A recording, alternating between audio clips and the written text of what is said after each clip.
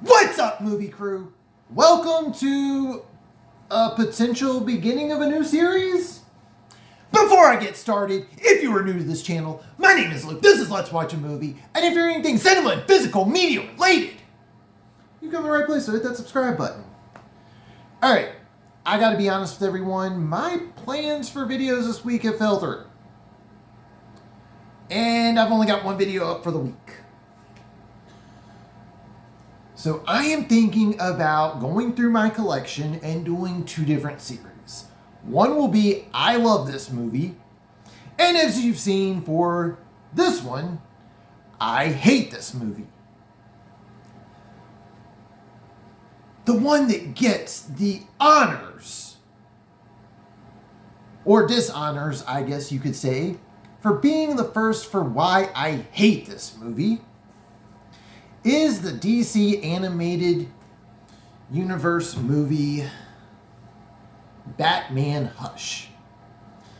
Now, if you have been following this channel for a while, then you know I am a huge Batman fan. I have multiple Batman shirts that I have wore throughout multiple videos. I saw The Batman twice in theaters, which is currently the last movie I have seen more than once in theaters. When Kevin Conroy, the voice of Batman, passed away, I posted a video where I'm crying my eyes out.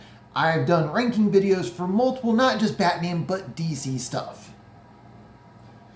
But anyone that knows me personally knows that I hate this movie.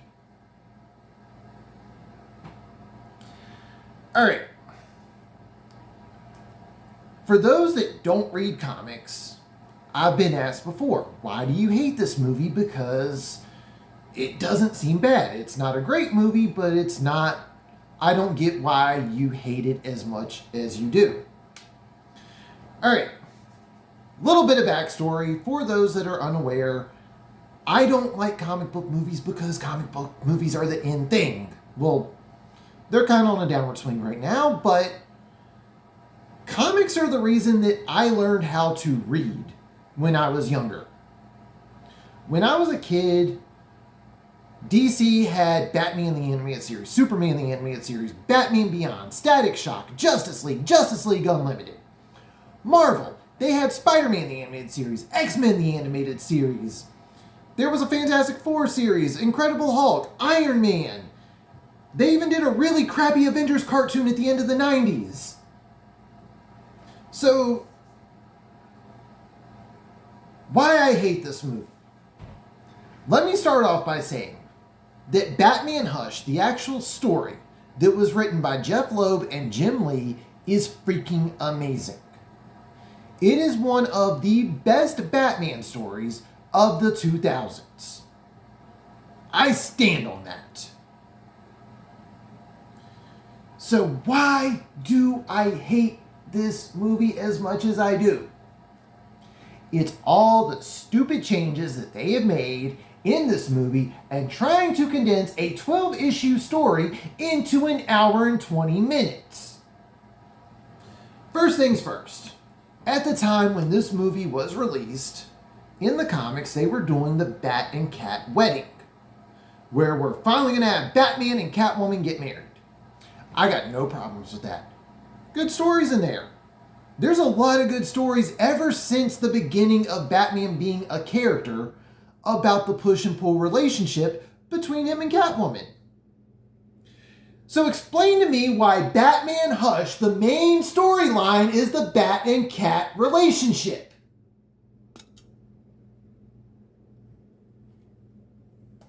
Hush! Alright. That villain right there should be the main focus of a movie with his name in the title. Hush ain't the main focus of this movie. Hush ain't even the secondary focus of this movie. The story that should focus on one of the biggest characters that not only has connections to Batman, but also to Bruce Wayne. So you've got someone who focuses on the duality of Batman. He might be the tertiary focus of this movie. No. That is the first part where you have failed. Hush should be the main focus. If, to the people at DC, Warner Brothers, I think at the time AT&T was the ones that owned Warner Brothers because it was before Discovery took in and screwed everything up. If you wanted to do something focused on the Bat and Cat, there are so many good stories in the comics that you could have done instead of butchering one of the greatest stories. All right, one of the things that they actually start off doing correctly, and then they fuck it up, there is an epic fight between Batman and Superman. Superman is under Poison Ivy's control, and Batman and Superman end up fighting. All right, not the first time they fought. Batman wins because he has a kryptonite ring, and it helps knock Superman out of the mind control. One of my favorite aspects of the Batman-Superman relationship in the comics is that these two have a trust thing with one another that they don't necessarily have with other people, including members of their own subgroups. There are things that Batman will trust Superman with that he doesn't trust not only members of the Justice League with, but also members of the Bat family with. And the same goes for Superman. There is something that Clark might call Bruce for that he might not ask Superboy or, again, even members of the Justice League on. One of the biggest things regarding the fact that Batman wins that fight with a kryptonite ring, members of the Justice League think Batman is paranoid because of him having the kryptonite ring. Or in various comic stories, that he has kryptonite at all. It's like, why do you do that? You know it's his weakness. You know what it can do to him. There are quite a few stories, and yes, I'm aware before someone tries to tell me, well, in this issue, there was this, or this issue, or this story. You're not wrong. But for this particular story, not only is Superman the first to defend Batman for having kryptonite, in the Batman Hush story, you find out that not only is Superman okay with Batman having kryptonite, Superman's the one that gave it to him. Well, guess what Justin Copeland and James Tucker did instead? Because they wanted to focus on the Bat and Cat relationship, in the scenes with Superman, they have to focus on his true love being Lois Lane. Again, if this were any other story, I would not have a problem with that. There are quite a few really good Superman stories where his love for Lois is what helps him get through things. Not this. No. Instead of it being Batman using the kryptonite ring, it turns out that doesn't work. So he has to call someone to bring Lois to Gotham, and the power of love is what changes things. What? Why? No. All right? Again, if this were any other story, this would not be as problematic. But with this particular story, not only have you taken out one of the things that describes the Batman-Superman dynamic, you're having to bring in that Batman's not the only one who has found true love. No, not okay. So you took one, I'm trying not to trip on my words, and I'm trying not to drop too many F-bombs, because I've already dropped one. And I'm trying not to already get in trouble further. So no. There's strike 2. Here is strike 3. Spoiler alert for anyone who has not read the Batman Hush story or has not watched this piece of crap film. And I use the word film very loosely here.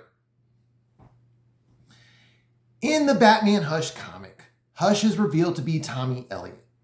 Tommy Elliot is a childhood friend of Bruce. These two grew up together. They have a very similar upbringing, and you find out later on they are both orphans.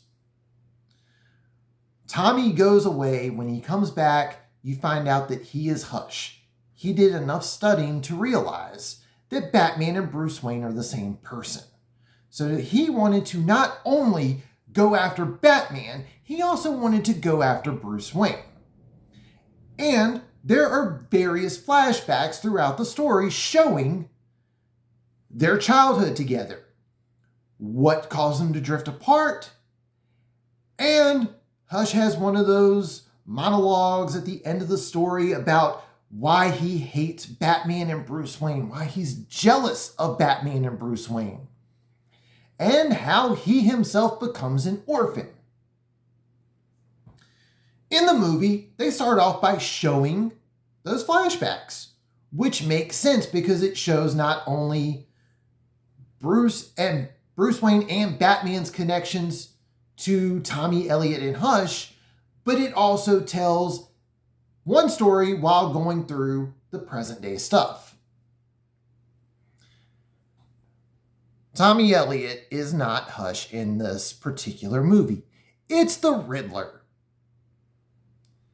The problem with that is that after the reveal happens that Tommy Elliot and Hush are not the same person in this, they're still showing the flashbacks. That is piss poor storytelling. How do you people get to where you're at and then screw something up like that?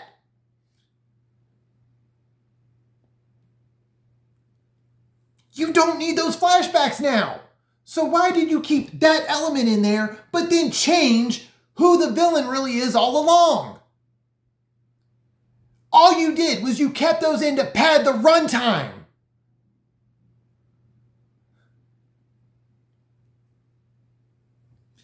I understand that they want to change a couple things here and there because they've done it with other stories. Gaslight by Gotham, they changed a couple things. I was critical of them, but for the most part, they made sense. Red Sun, they changed some stuff. I'm a little more critical of that one than others are, but for people that don't normally read comics, it's still a cohesive story. What the hell were y'all thinking when you put this movie together?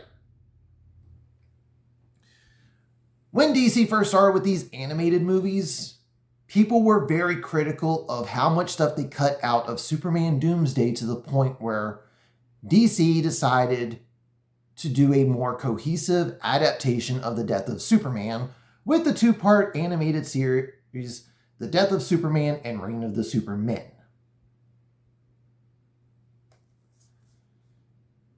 James Gunn, Peter Safran, I have a feeling y'all are not watching this, but could you please take into consideration redoing the crap that James Tucker and Justin Copeland screwed up with one of the best stories that DC has done with Batman of a particular era? I'm not going to compare this to Year One or Dark Knight Returns before anyone starts going at me in the comments on that. But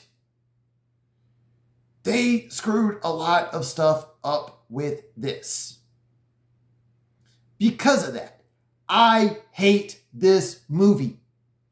This is on par with me with Batman Forever and Batman and Robin as the worst Batman adaptations ever made. If this were a steelbook, I would throw the case down. I am also still partially ashamed of myself that I went out of my way to buy this steelbook day one.